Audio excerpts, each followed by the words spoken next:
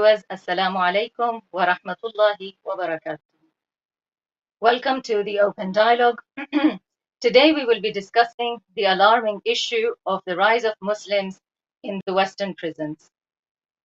Joining us for today's discussion, we have Mr. Amer Ahmad, who is a criminal lawyer of 30 years of experience, specializing in terrorism-related offenses. Welcome to the program, Mr. Amer. Assalamu alaikum. We're also joined by Hujjatul Islam wal Muslimin, Syed Mohammad Razavi, who is the head of the Religious Advisory Board at the Shia Islamic Education Society, with 40 years of experience in dealing with social and domestic issues of clients both in the United Kingdom and worldwide. Welcome to the program, Syed Mohammad Razavi. Thank you for hosting. Mr. Amer Ahmad, I'll start with you.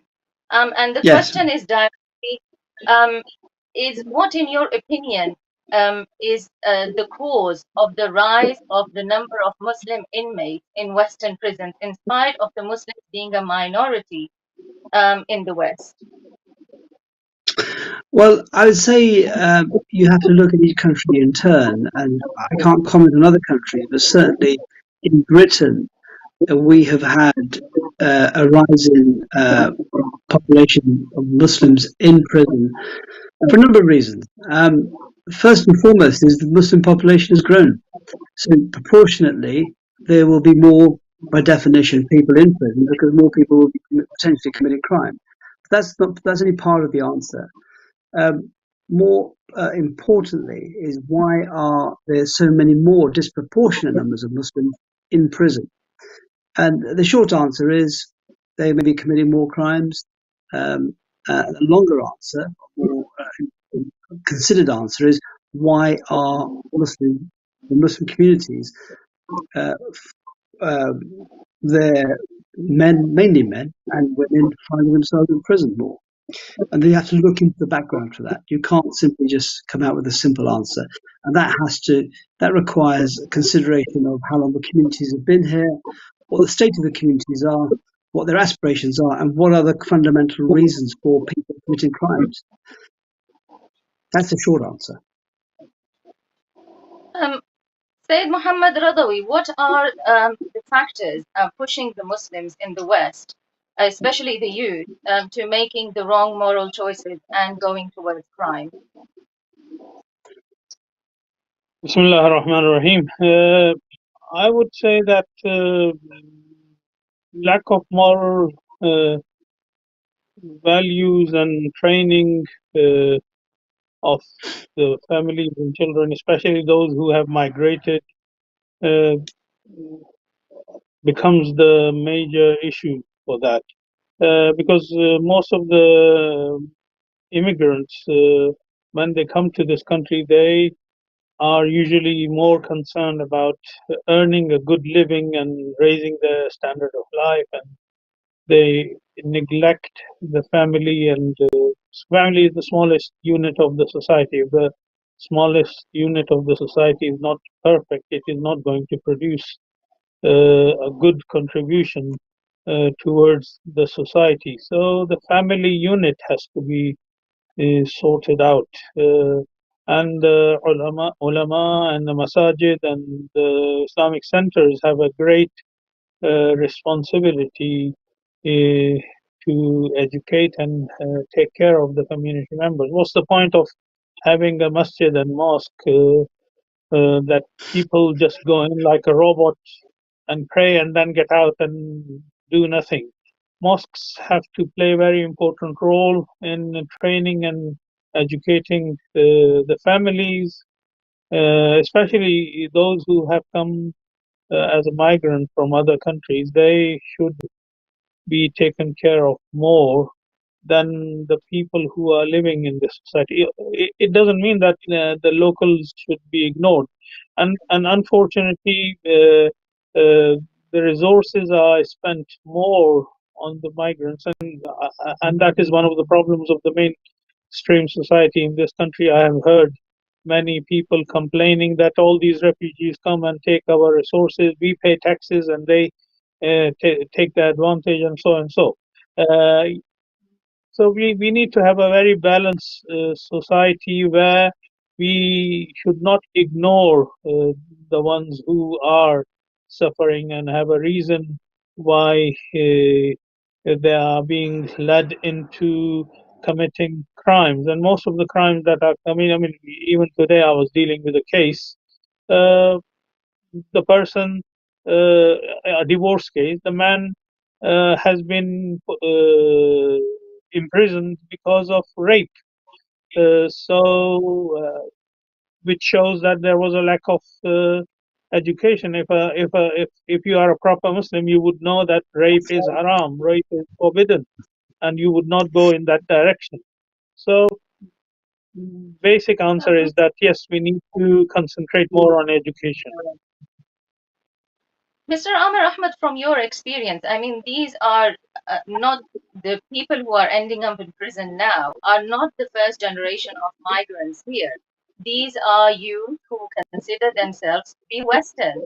So I know when we were speaking, you made a very important point that is it Muslims increasing in Western prisons or is it Western Muslims in prison? Is there an identity crisis? Is there what is causing this? I think the Maulana makes some very good points about family and structure. I mean, and what I was alluding to in my previous answer was that the understanding of why people are ending up committing crimes, ending up in prison, requires an analysis of communities and the Muslim communities that are in this country. Now, if you look at the South Asian, and we're predominantly South, I think the majority of Muslims in this country are predominantly from South Asia. South Asian communities have landed in this country for the last, let's say, 40 to stroke 50 years. And that generation, the first generation, came here, head down, worked, and did not get into trouble, and didn't really, and always thought that they would go back to India or Pakistan or wherever they originally came from. The generations that have come after them, and I'm in that second generation, and there's a third, potentially a fourth generation at the moment. Those generations have a different view. Second generation, like myself, still would see ourselves having some link to our heritage, in my case, Pakistan. But my children will have no real link to Pakistan or necessarily the values that came from Pakistani communities. And Pakistani communities, but were in the, I would say, the 70s and 80s. The masjids were there. There were places, as Maulana says, places to go and pray. But precious little all went on in those masjids. And that, to some extent, has continued. So the communities have not been able to, in my view, develop themselves properly. Masjid being, from a Muslim perspective, the centre of your community, that hasn't developed. Masjids are fairly distant. I think not all, most masjids are fairly distant from the community, and in the current climate, don't actually like people coming in there other than to pray. So fundamentally, the Muslim communities, in my view, need a strong self-analysis of what it is that they are seeking to achieve. Living in this country, bringing your children up, bringing your families up, working, education, fine. What are their ultimate objectives? And I think that is something that we haven't actually ever considered. That it requires that analysis to be able to understand why potentially our youth have gone astray, if they have. Do you think the integration plays a role in this? Because I suppose the youth are just trying to fit into the society like everyone else. The Western values are not values that their parents are giving them at home. And then they end up with an identity crisis where they're just trying to fit in. They're trying to stay up with the society, with the environmental pressures that they are facing. Also, there is lack of opportunities for them. How is all of that playing a role? Well, I think that plays. I mean, you've hit the nail on the head. That's the central theme. But if you have communities, I mean, you don't have to analyse the communities that are here. If I look at the Pakistani community, or communities, because there are various strands, people who come from different parts of Pakistan, different social class, different attitudes. The vast majority have come from, certainly the first generation, came from, I think, more rural background, and ended up in this country working and establishing themselves and their families. Now, those children from those families, they've become British, and rightly so. But the issue has been, where is their Islamic identity? Now, who bears the responsibility for that? It has to be the generation before, because if they do not seek to develop their societies, what you have in essence are people who are siloed. They're siloed in their smaller communities, breakdown of whether it's Bradriism or other kind of sectarianism. Their lives revolve around that.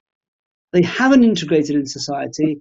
They haven't had the sense to explain to their children, because they haven't understood it themselves, in my opinion, that they need to integrate. But integrate does not mean to give up your value. And that has been a sticking point from the discussions I've had over the last 20, 25, 30 years. People seem to think that giving up, or rather integrating, means giving up your values. One, you need to understand what your values are before you can give them up, potentially. I don't think they do. And that is the core problem. Muslim identity has not been properly carved out for Muslims in, I say the West, but certainly in Britain. We are just, I don't think we have anything to unify against around. And that may sound like a contradiction, because obviously we're Muslims. It's all there, set out in the Quran, in the communities. It's all there to be utilized, but it hasn't been, in my opinion. And people have not properly explained the religion to the younger generations, and they have a disconnect. There are plenty of people who pray, who go to Jummah, they're there in Jummah, they may be praying all the time, but that's where their Islam stops, at praying. It doesn't go beyond that, and that's where the problem is, in my opinion. I'd be glad to hear what Maulana Sahib has to say about that particular point. Yes, Syed. I mean, the environmental pressures that the youth face nowadays in keeping up with the society, is that a factor that's pushing them into crime? And also the separate identities that they are facing, that are being taught to them at home, and the identity or the fitting in that they're trying to fit in the society. How is all of that putting pressure on the youth and driving them towards crime? Well, I mean, quite a lot of the pressure on the youth, especially the first generation and their kids had, was racism and discrimination and identity crisis, because the youngsters who were being brought up in this society, they knew exactly what was going on in the society and how they were being treated with the racial discrimination. So that developed inferiority complex in them, and then of course when you have inferiority complex in you, you try to achieve your goals by wrong means, which creates the crime in the society. So even in the mainstream society, we need to sort out these problems from very early stages of the schools. For example, if the children who come to school and they continuously listen to their parents while watching TV and other programs and reading news items, There's a criticizing problem with your voice. uh, was trying to call and interrupted by We can hear you now. so yeah, I was saying that racism and discrimination also causes a lot of problem in creating crime in the society. I don't know whether Ahmad would agree or not. I mean, what I'd say to that, Maulana Sahib, is that plays a part in it. I think For me, reflecting upon what you're saying and this discussion as it goes along, is that we actually, the Muslim communities really need to look inside themselves. Of course, because at the end of the day, Muslims pride themselves on having the deen, of having the deen, of being, not that I'd be reluctant to say the chosen one, but they have the advantage of having been given the deen. Now, if that's to mean something, we have to reflect on the issues in our societies. For example, if we're talking about crime, there's, I mean, I hear it now and again, people mentioning, and it is growing. There are lots of younger Muslims who are talking about these things. Things like mental health, uh, family relations with your partner. All of these issues are really the things that people don't really want to talk about. But that's where the issues really lie. So, particularly mental health, I think that's a big issue in all communities. And the current climate, whether it be because of racism or economic hardship, people are going through a lot of stressful times. They may have family issues, and we know that family issues in our communities can become very, very serious. Um, and I think really we need to have an understanding that these things have to be resolved. It's unpopular. People they want to brush it under the carpet because it's painful to deal with it. But if you are growing up in society, and if you've been here and you're educated here, then you will soon come to realize that these are the issues that people want to deal with. Now, whether the masjids or the ulama are prepared to deal with that is another issue. If they don't, others will. And I think that's why you have people perhaps who say, well, they move outside of they move outside of their communities because they can't find that help there. And that help is being given to them by others. That in turn, you may say, what does that have to do with criminality? Breakdown of society, breakdown, as Maulana rightly said, family unit. And the family unit is under attack, not just for Muslims, but for everybody in this country, in my opinion. Now, we need to rally around the idea of family. But that means looking at the issue. That also means, looking inside the family and see what the issues are, dealing with those issues. So if it's unemployment, if it's mental health, if it's bad relationships with parents, siblings, your partner, the wider community, all these things have to be analysed and considered. That is the way forward.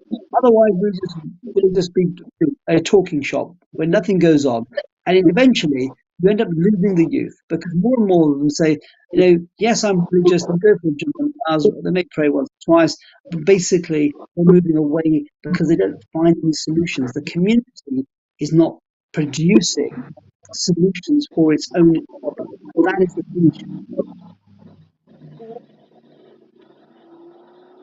Why do you think we are facing these issues and people are not reaching out for help? Like you said, if there are these issues relating to unemployment and education, understanding your role in society, family issues, there is help available. Why are people not reaching out to you? Well, you say there's help available. I mean, look, I live in the Harrow area, and from what I can see of it, there are plenty of organisations actually. Well, let me give you an example. I'm part of an organisation called the Breaking Bread Trust, and in essence, they're a group of not so young Muslims who are set up a food bank and are currently setting up a soup kitchen. And that's not just going to be for Muslims. That's going to be for anybody who needs. Now, so that's a group of Muslims there addressing an issue, and they're not unique. There are lots of Muslims doing this. Really, the communities, the masjids, and the ulama need to recognise what is going on and ensure that those people are part of and see themselves as part of the wider Muslim community. Clearly, by definition, they are, but there are no connections between organisations. And I think more of that would benefit the Muslims in general, understanding what the issues are and what's going on and what people are doing to try and resolve those issues. So there's a perfect example there. That does work. That obviously can lead into other areas, mental health, and all the other issues that I've raised. All those areas need to be addressed, and they need to be addressed quickly. Sure. Syed Mohammad, what do you think as a community we can do to help the Muslims who are facing these problems? Well, I mean, the responsibility goes back to the community leaders and especially the centers that they have to. I mean, I was when Brother Amer Ahmad was mentioning his point. This point came to my mind that what is deen? What is religion? The definition of deen is to have good morals. The definition of deen is to have good character. The definition of deen is to take care of yourself and others, and don't abuse anyone, don't hurt anyone, take care of each other's right and respect each other, and live with mutual respect. So that is the deen. Prophet Muhammad sallallahu alaihi wasallam used to say, "Inni bu'istu li'utammima makarim al-akhlaq." I have been appointed to complete the levels of perfection of good morality. I mean, he was appointed to establish good moral values, and that is deen. If deen cannot teach you to behave properly, there is no use of that deen.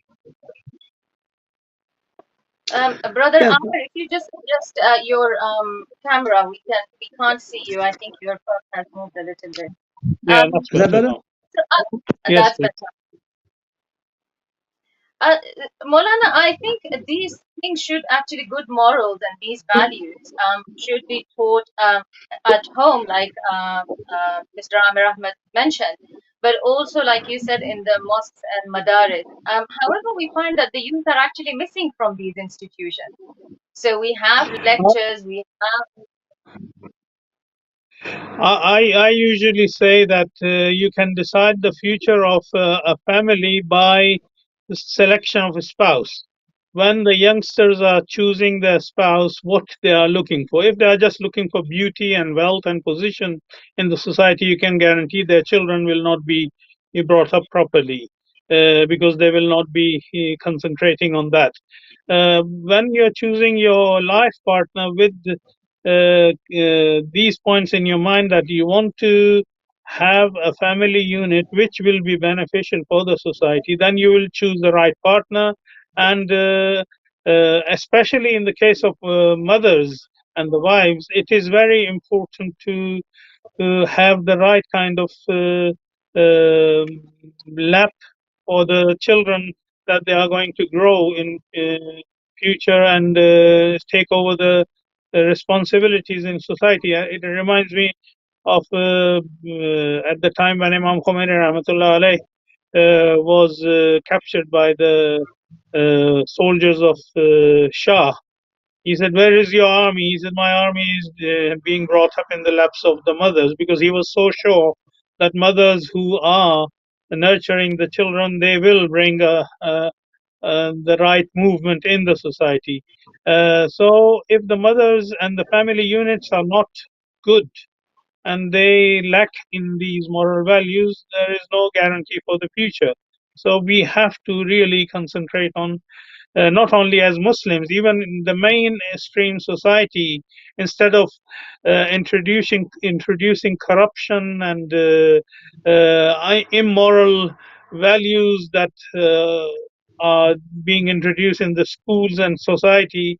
Instead of introducing that, we need to go back to the traditional moral values that were taught by divine faiths, and then we will be able to have a proper society. Mr. Amir Ahmed, of course, the individuals who get incarcerated, once they are back in society, what is their chances? I mean, how can we support them? What can we do as a community to make sure that there is no reoffending? And how can we provide them support to move forward with their lives in the proper way? I think that's a very good question, because my observation, doing the work that I do, is that when somebody gets a criminal record, that can be very devastating to their life chances. if somebody is working, and what I use the phrase plugged into society, meaning they're working, they have a bank account, they're paying a mortgage, they have, if they get convicted or if they get in trouble, it's going to cause a lot of problem for them. Those people are thankfully few and far between in terms of going through the criminal justice system. More often than not, the people going through the criminal justice system, the majority, are people who are living, I'm going to say outside of society, but they're not outside of society. They're well in the middle of it. But what their life chances are limited. And there's a problem with, in terms of Muslim communities, what they offer, what services they offer to people who do fall into by the wayside and who do have troubled lives. I think the difficulty with our communities are that people have a big sense of shame, and they do not want to discuss these issues. And if somebody falls down, they end up being left on the wayside. I think we need to address that issue and realize that people make mistakes. People do bad. Muslims are not always good. I'm not always good. I won't comment on Allah. I'm sure he's always good. But most people fall by the wayside one way or the other. Recognizing that fact and dealing with that fact is key in my view. Our communities don't do that. We just, if you fall by the wayside, or you commit some sin or error or crime, then you're pushed out or ignored. That's a problem. We need to, what we could do, having spent, for me, 50 plus years of living in this country of all my life, is that I think I have a fair understanding of what the or part of the host community, but what British society, non-Muslim society offers. And it offers a lot of, quite frankly, in my view, Islamic values that we do not fully appreciate. We may take advantage of them sometimes, but we don't fully appreciate it. I think we need to learn, and it's a very, forgive me, no need to offer forgiveness.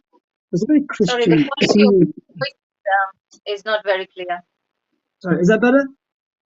Yes.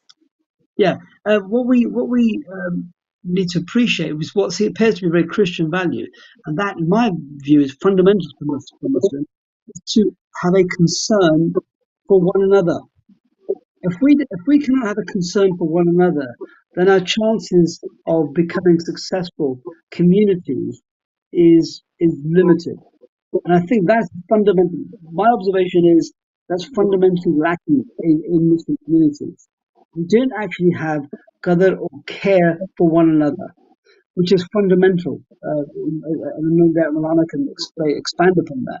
But if we don't have a care for one another, then all the talking and all the good intentions go to one side.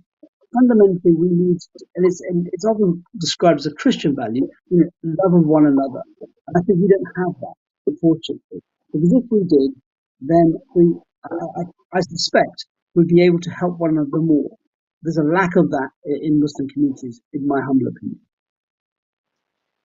Syed Mohammad Razavi, is there hope for those who make mistakes and for those who have chosen the wrong path, have made the wrong moral choices? Is there a comeback for them, or and how can we view them instead of judging them and feeling ashamed of them?